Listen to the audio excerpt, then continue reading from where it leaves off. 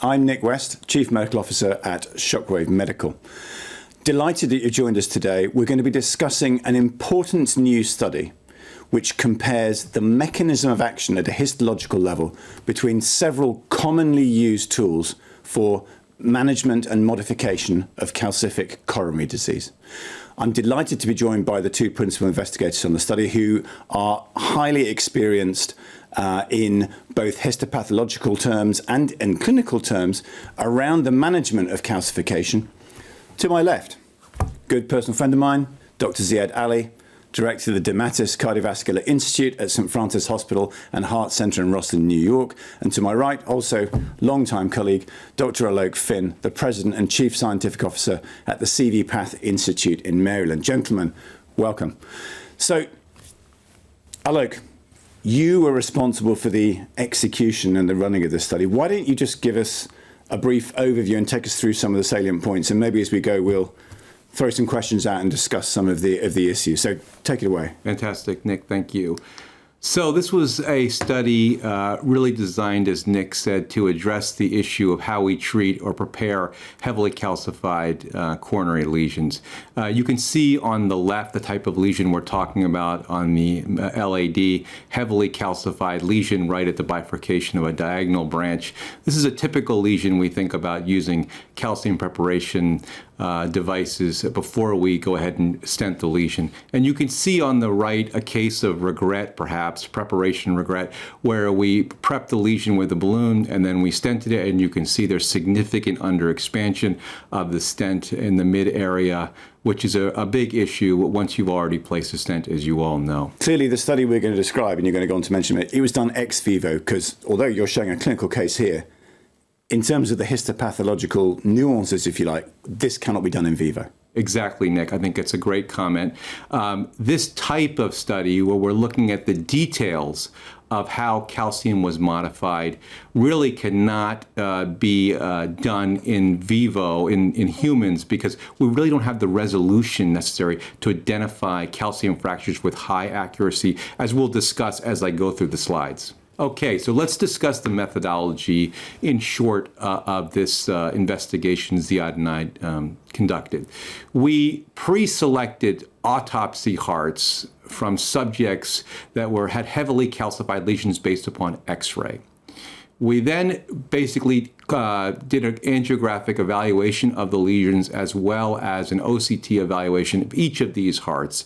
And we selected 17 calcified lesions based upon three criteria: greater than 50% stenosis by angio and OCT, greater than 15 millimeters of calcium length per lesion, and then a calcified plaque on OCT plus angiography. Lesions were randomized then to IVL treatment, and that was using the Shockwave IVL catheter with an IFU of 120 pulses at 4 atmospheres, or Wolverine cutting balloon, and this was based upon the COPS average inflation pressure of 18 atmospheres, and the balloon was sized according to the IFU, or the OPN non-compliant balloon, and that was based upon ISAR calc with the average inflation pressure of 34 ATM, and the balloon was downsized 0.5 to the reference vessel diameter.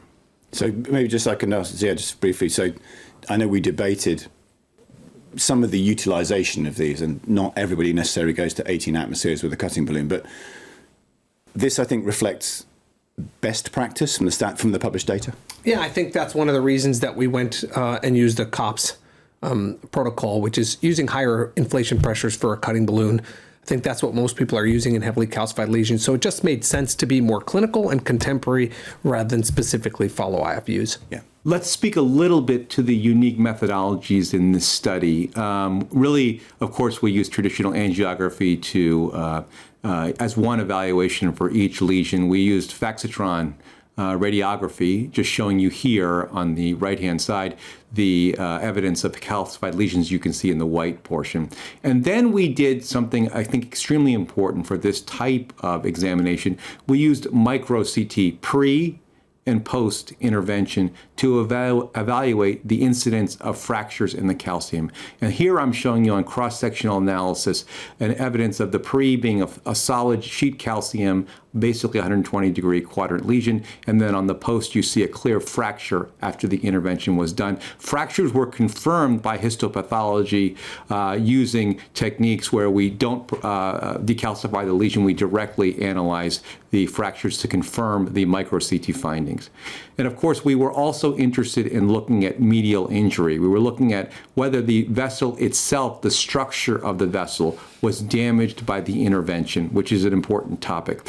We used for this OCT pre and post intervention, but most importantly, we also used the gold standard histopathology to analyze the vessel structure. And you see here on the lower right hand evidence of a medial tear. Clearly, on histopathology, you see where the media has been partially avulsed by the intervention that was done. The reason for using micro-CT is partly wound up in the father of this study, if you like, the previous histopathological study that was performed, that showed that micro-CT was much more sensitive, for example, than using intravascular imaging.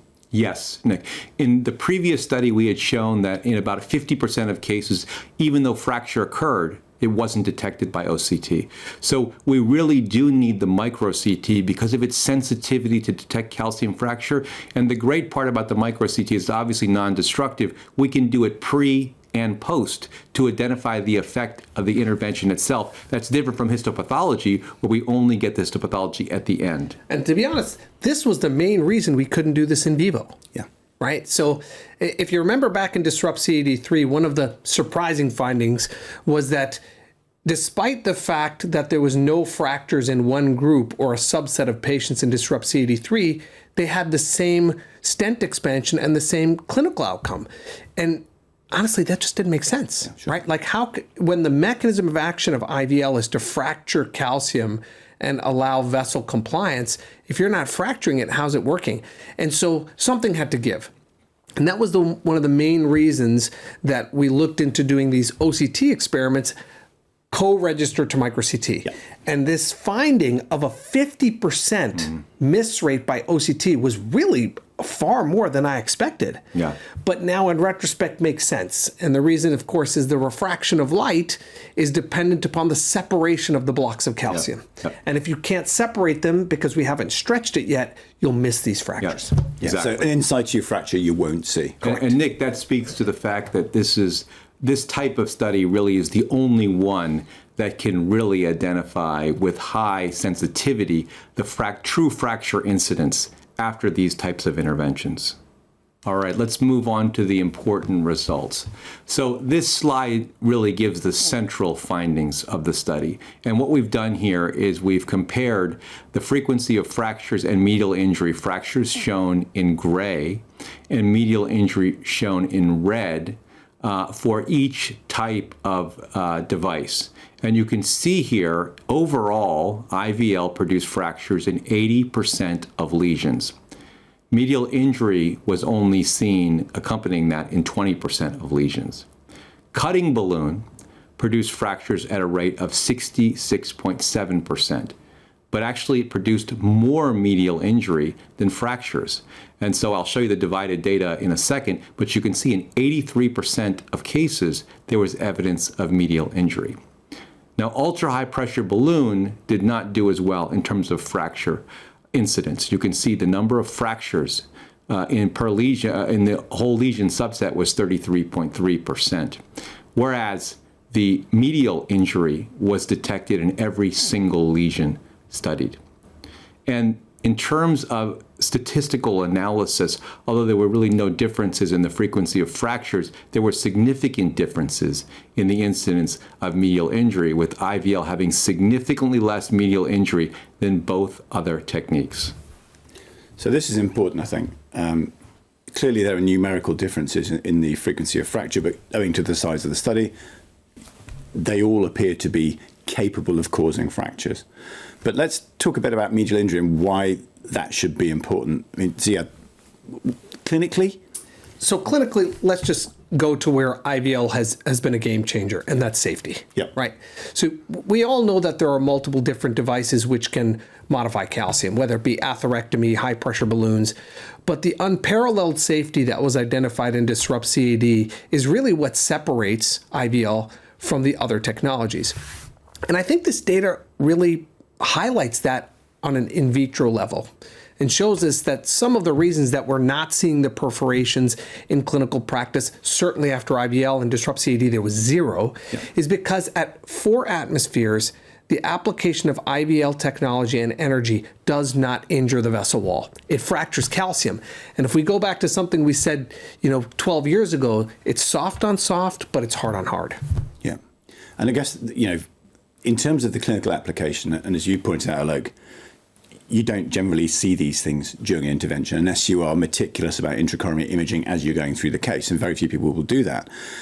And I guess the counterpoint to these data is to say, well, so what? Every patient's going to get a stent. It's going to tidy up any medial injury. But I think going back to data from a long time ago, we know that medial injury is a bad thing. I'm thinking about Rob Schwartz's original experiments, medial injury, the Schwartz injury score. Medial injury promotes restenosis, and it's generally a bad thing. Absolutely. Anytime you have significant alteration of the vessel structure, you get significant new intimal response and inflammation. So I think it's really underappreciated the importance of vessel tears like this in terms of long-term interventional outcomes.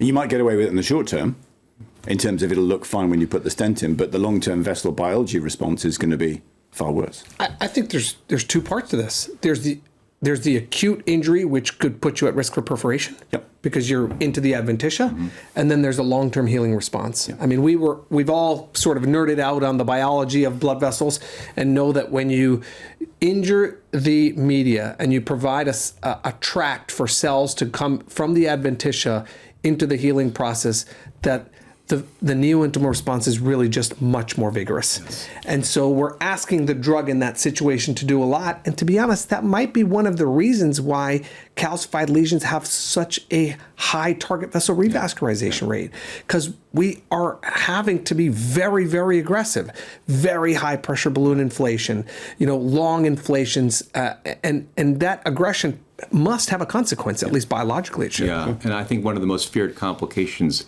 at least in my experience of doing calcified lesions, if you take a balloon and go to very high pressures, are you fracturing the calcium but extruding some of the calcium out into the adventitia, and with the consequence of perforation? Yeah. Show us a bit more. There's as you drill into the data here, there's some interesting stuff. There's a lot of questions surrounding what types of calcium or the extent of calcification and the success of these technologies. So what we then did on a section-based analysis is we divided the lesions based upon the calcium arc. And in this particular slide, I'm showing you data from lesions or sections with calcium arc greater than 180 degrees. So here I'm going to show you the success and the safety of these 3 different devices in terms of that type of calcium arc. You can see in lesions with calcium arc greater than or equal to 180 degrees, IVL produced fractures in every single section. And we did not see any evidence of medial injury in any of the sections. Now, with cutting balloon, the incidence of fracture was lower, 16.7% without medial injury.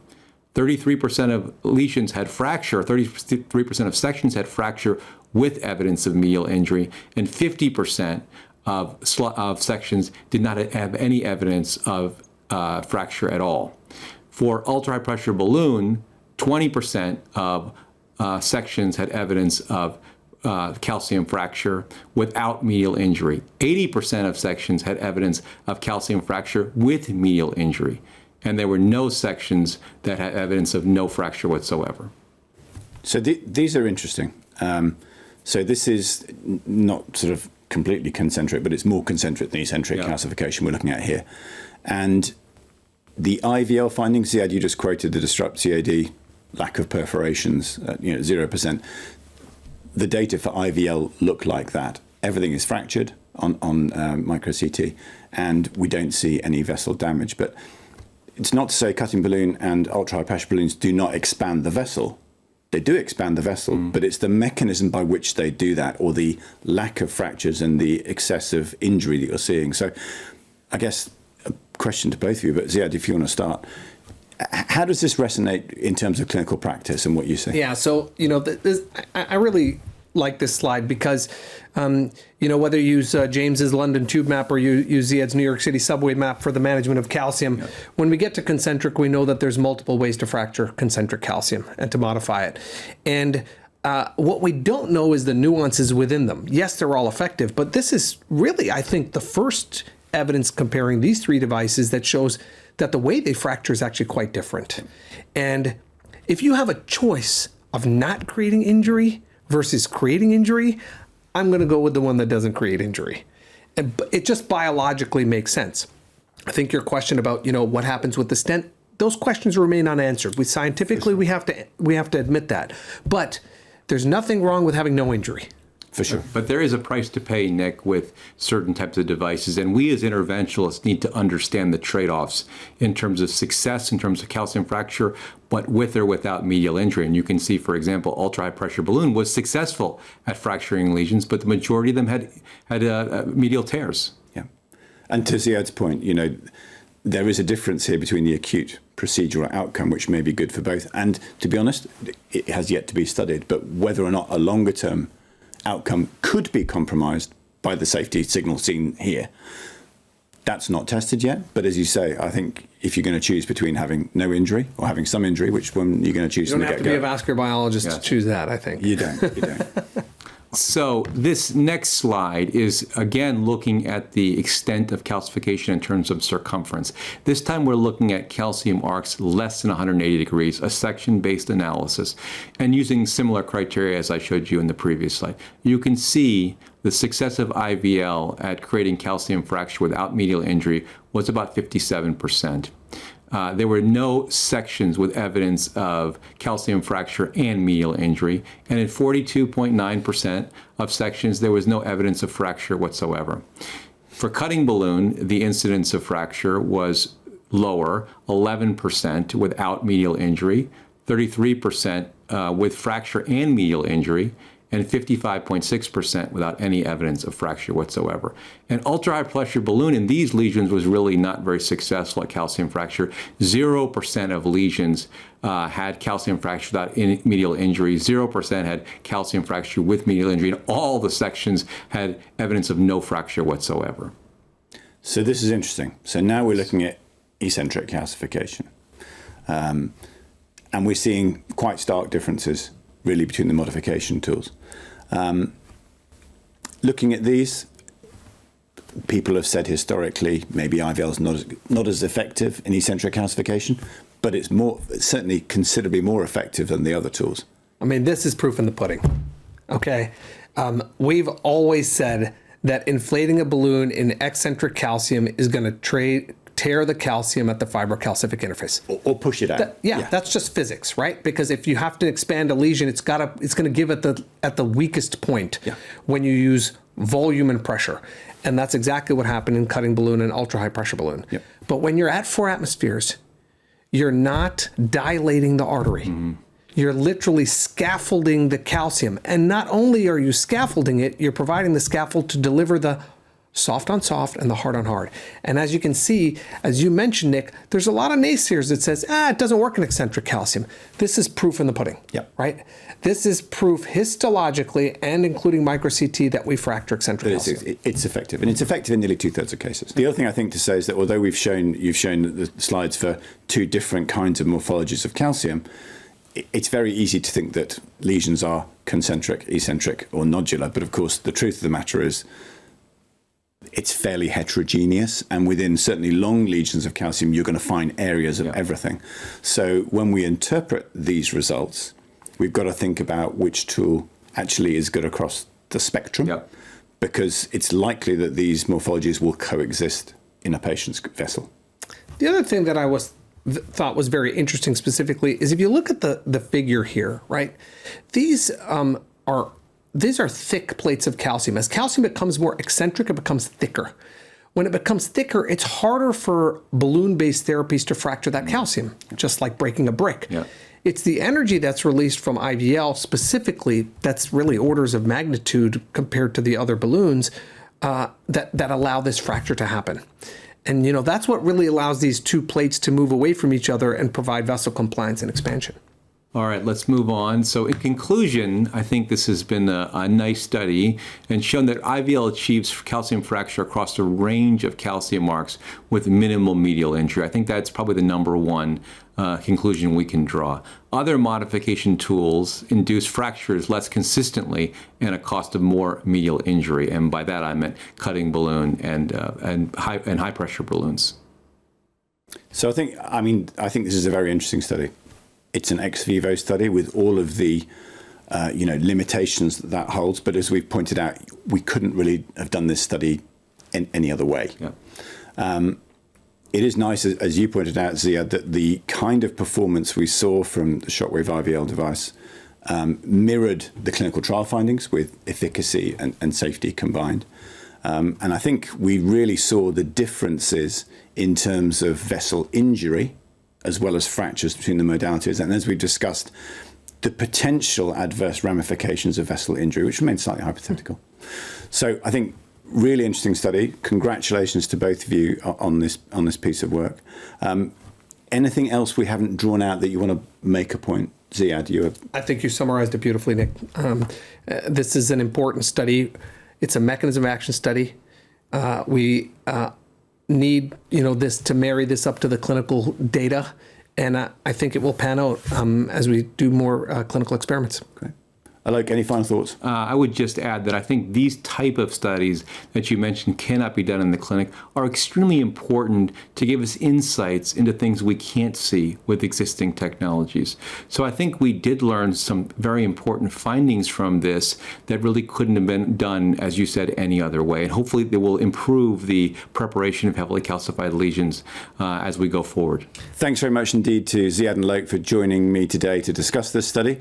I hope that you've enjoyed this and you'll find it gives you some important insights into the way that IVL, cutting balloon, ultra-high pressure balloons work in the management of calcific coronary disease. And I think they provide sort of foundational information around the relevant and relative mechanisms of actions, the pluses and minuses, if you will, and in terms of patient safety and efficacy moving forward. Thanks for joining us.